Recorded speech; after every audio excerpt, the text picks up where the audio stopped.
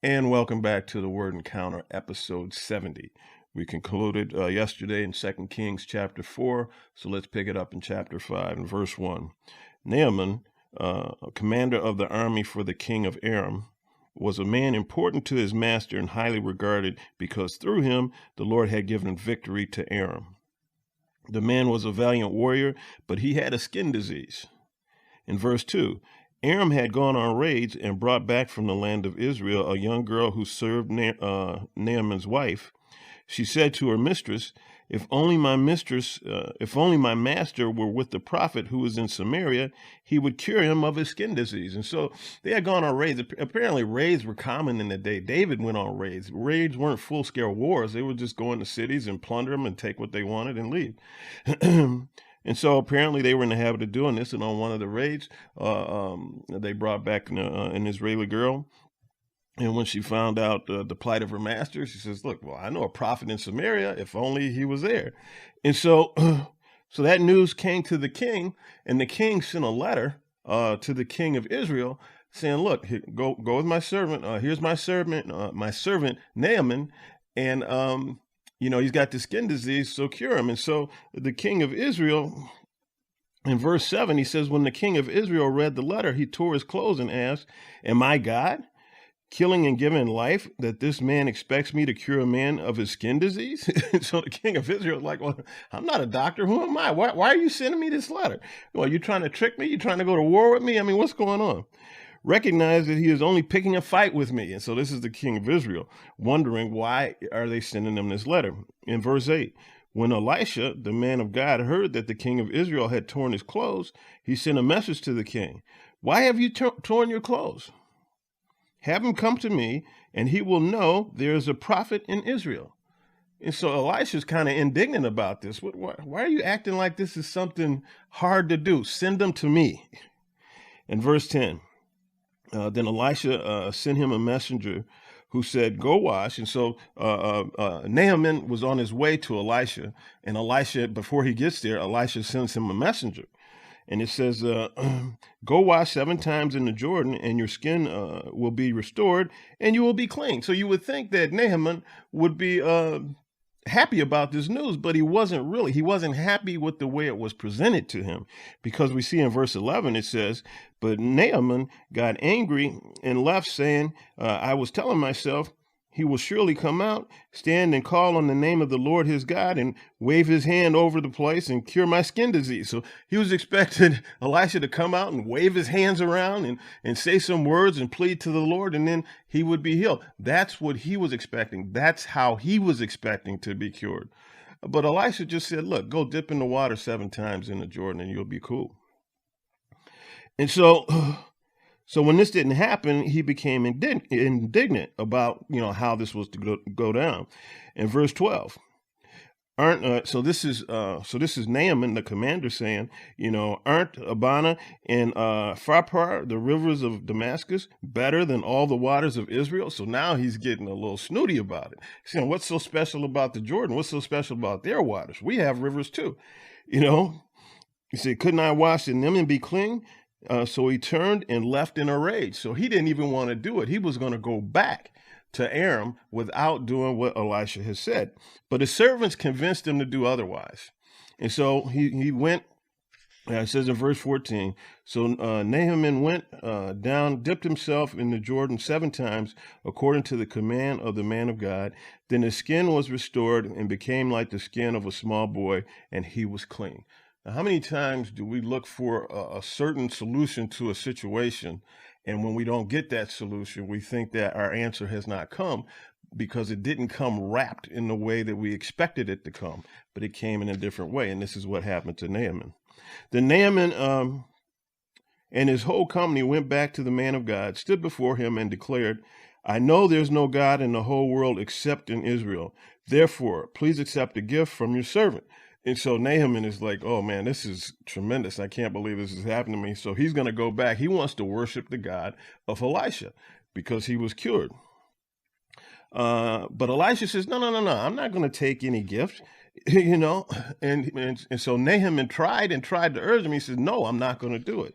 And so Naaman responded, If not, please let your servant be given as much soil as a pair of mules can carry, for your servant will no longer offer burnt offering or sacrifice to any other god but the Lord.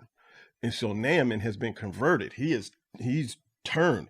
He says, I'm not going to do any more of this worship or sacrificing of offerings or anything except to the Lord God of Israel. And so then, so he turns away, and now he's going back home. And the word says, after Naaman traveled a short distance from Elisha, Gehazi, the attendant of Elisha, the man of God, thought, my master has let this Aramean Naaman off lightly by not accepting from him what he brought. As the Lord lives, I will run after him and get something from him. So Gehazi is going behind Elisha's back. He says, look, you might not have wanted anything, any tribute or any kind of reward, but I'm going to go get me some.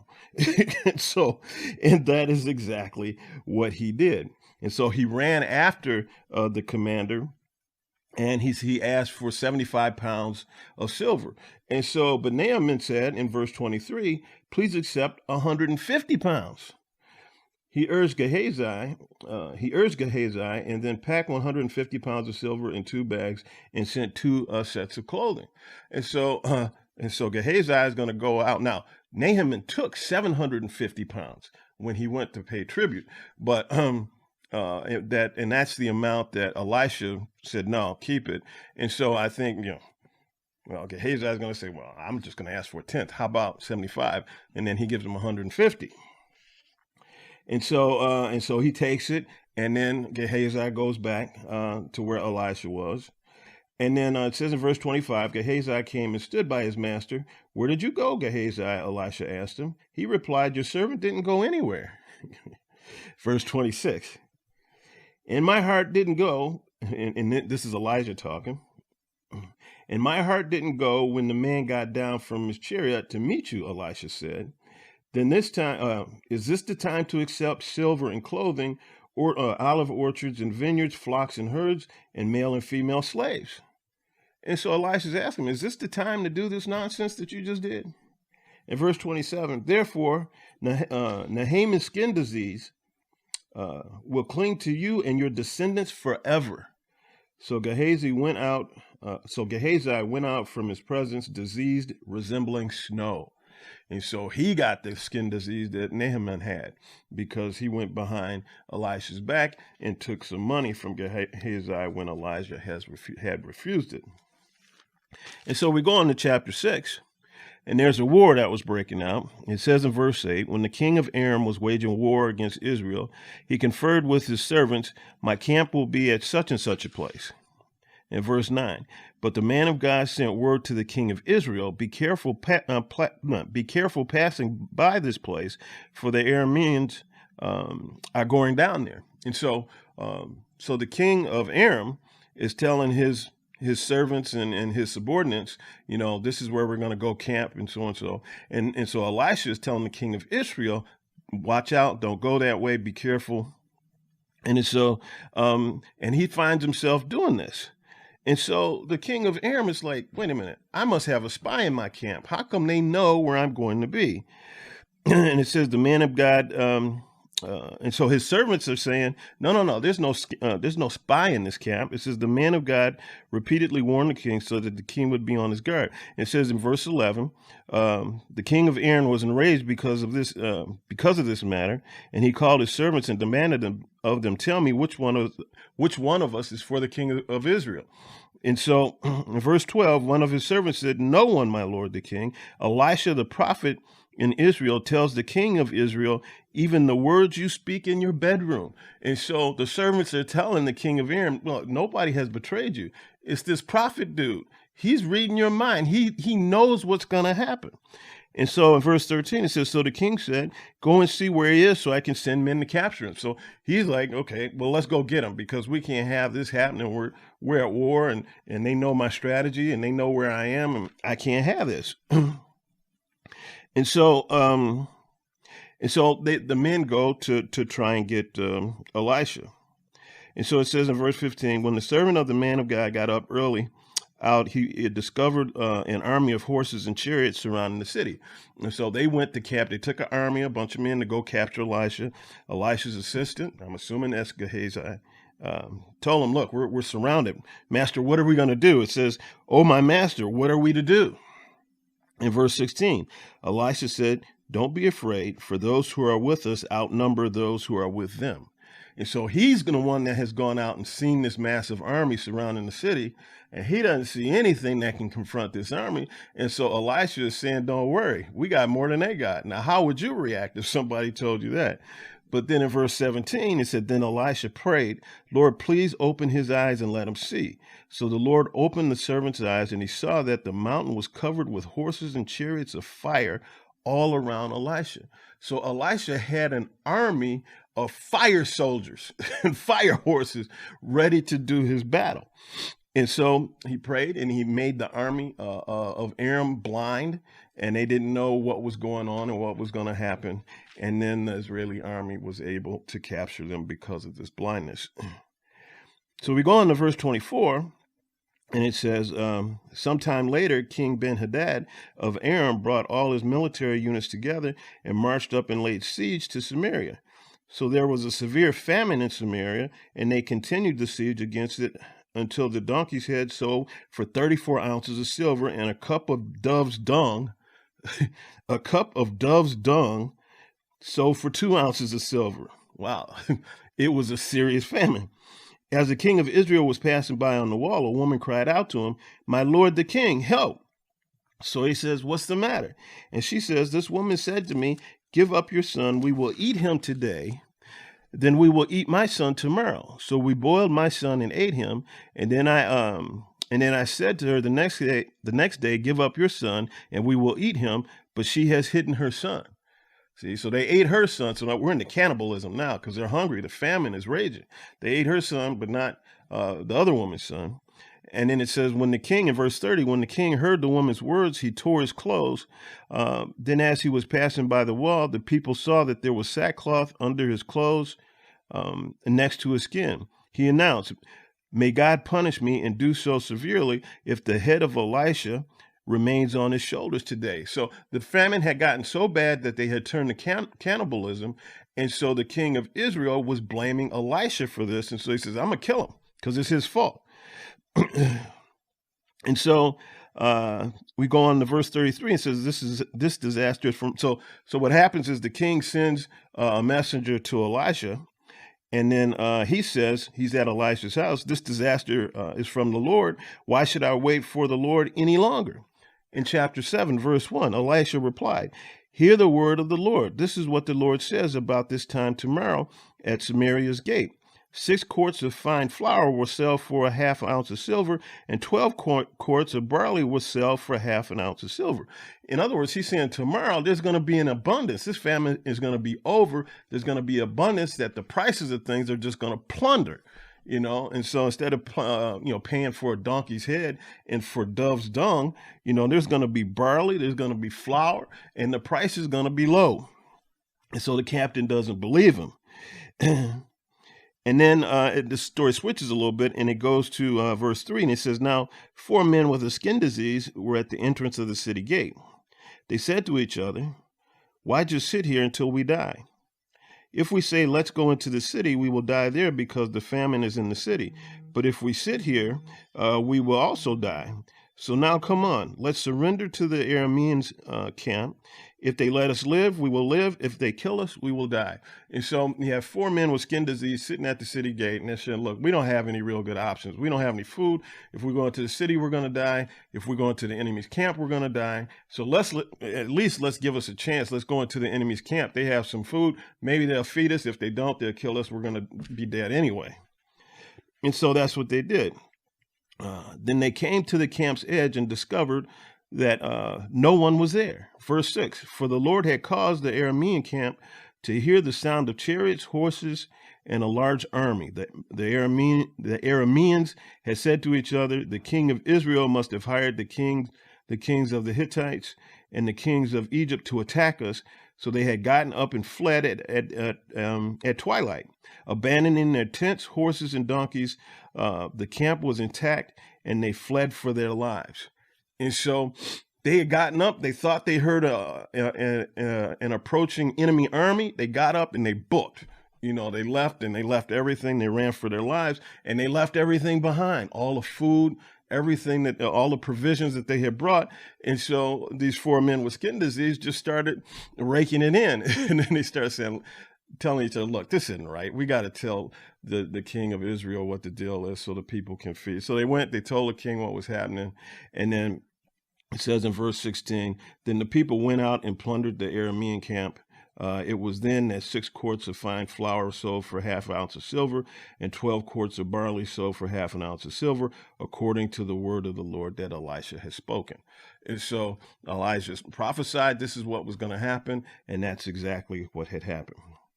We go on to chapter 8, and it says, Elisha said to the woman, whose son he had restored to life. And so in a previous episode, or yesterday, I believe it was, Elisha restored this dead woman's son back to life. And so he went back to her and he said, get ready, you and your household, and go live as a resident alien wherever you can.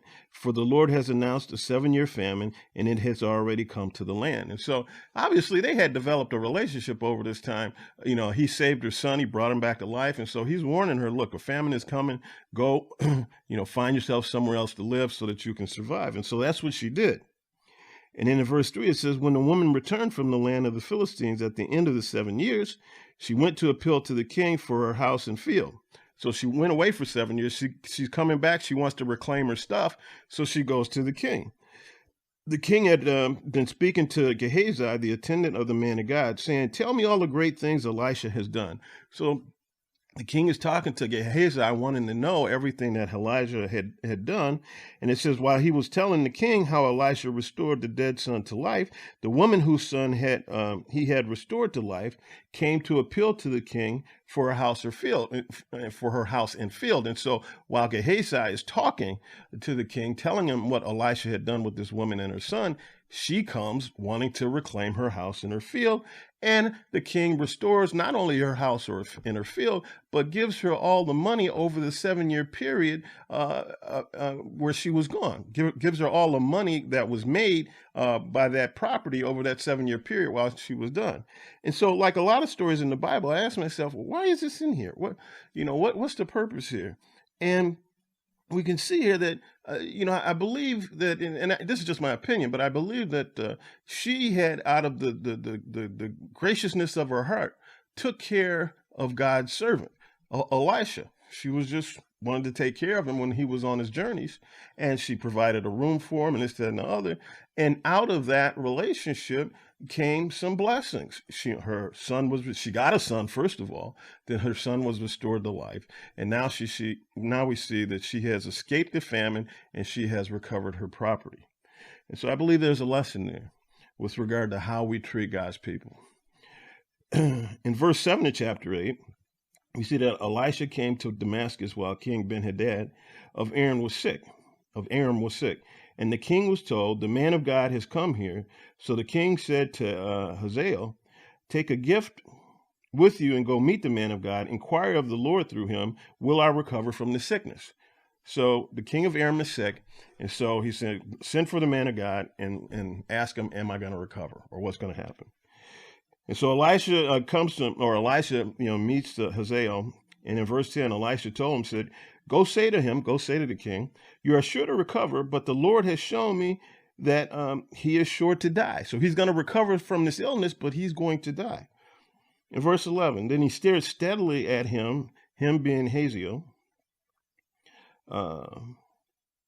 until he was ashamed. The man of God wept, and Hazael asked, why is my Lord weeping? He replied, because I know the evil you will do to the people of Israel. You will set their fortress on fire. You will kill their young men with the sword, and you will dash their children to pieces. You will rip open their pregnant women. In verse 13, Hazael said, how could your servant, a mere dog, do such a mighty deed? Elisha answered, the Lord has shown me that you will be king over Aram. Hazael left Elijah and went to his master, who asked him, what did Elisha say to you? He responded, he told me, you're sure to recover. He didn't tell him the second part, that you're going to die. In verse 15, the next day, Hazael took a heavy cloth, dipped it in the water, and spread it over the king's face. Ben-Hadad died, and Hazael reigned in his place. In verse 16, in the 5th year of Israel's King Joram, a son of Ahab, Jehoram, son of Jehoshaphat, became king in Judah, replacing his father. In verse 17, he was 32 years old when he became king, and he reigned 8 years in Jerusalem. He walked in the ways of the kings of Israel. Now, this is the king of Judah. And if my memory serves me correct, Jehoram is the first evil king in Judah. You know, since David, all of the kings, since Solomon, all of the kings in Judah had been good kings insofar as they followed the Lord. And the kings of the north, they're the ones who went the evil route. But Jehoram here seems to be the first one who has gone to the dark side. It says he walked in the ways of the kings of Israel as the house of Ahab had done, for Ahab's daughter was his wife. Here we have another woman leading a man down the wrong path. Now, a man has to agree to it, you know, so all the blame can't go on the woman. But here we see that these guys are being led to the slaughter, essentially. And he did what was evil in the Lord's sight. It says in verse 24, Jehoram rested with his fathers and was buried with his fathers in the city of David, and his son Ahaziah became king in his place. In verse 25, in the 12th year of Israel's king Jehoram, son of Ahab, Ahaziah, son of Jehoram, became king of Judah. Ahaziah was 22 years old when he became king, and he reigned 1 year in Jerusalem. He walked in the ways of the house of Ahab and did what was evil in the Lord's sight, like the house of Ahab, for his father had married into the house of Ahab. So his old man married into the house of Ahab, and therefore that evil now had a seed in the kingdom of Judah. And now we see that seed being fermented and growing in Judah. And so these little seeds, they can grow, and when they grow, they spread. And that's why we have to keep a watch out for those little sins that we tolerate, because we think, well, how bad can this be? Well, that sucker can grow and spread. And with that, we will see you